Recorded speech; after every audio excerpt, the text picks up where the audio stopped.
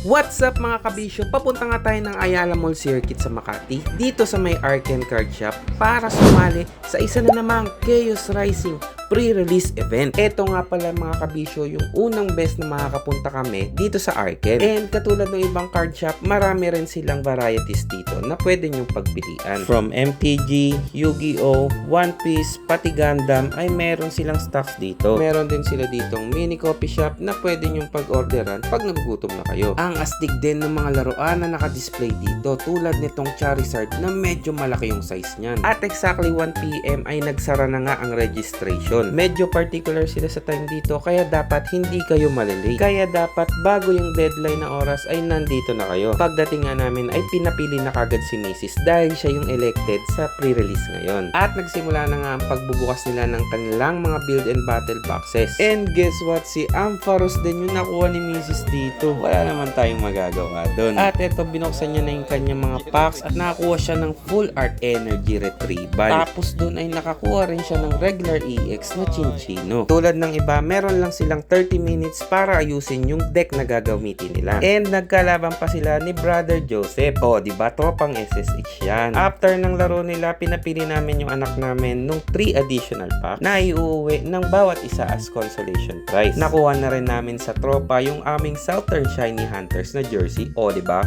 Ching ching ching! Thank you sa inyo mga kapatid. And syempre, bago matapos ang video, kailangan buksan na natin to. Swerte malas, buksan mo na yan. Oh yes!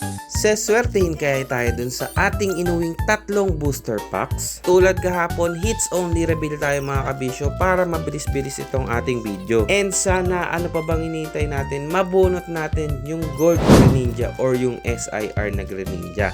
Dahil yon ang top chase dito sa set na to. Kayo mga kabisyo, kumusta yung mga nakapag-pre-release dyan? May nakakuha na ba sa inyo ng magagandang hits? And eto mga kabisyo, first pack na kaagad tayo. Akalain mo ang makukuha natin dito ay yung chestnut na hinahanap natin para do sa Pokédex binder natin. Dito lang pala natin matatagpuan yung mga kulang natin kagaya ni Kila din. Pero okay lang yan, at least may reserva na tayo. And last pack magic mga kabisyo, meron tayong nakikitang 1 golden star meaning illustration rare. At ayun na nga, napull natin yung illustration rare na Froakie. Wala pa nga lang siyang presyo ngayon kasi hindi pa siya nare-release globally. So yun lang mga kabisyo, bye-bye!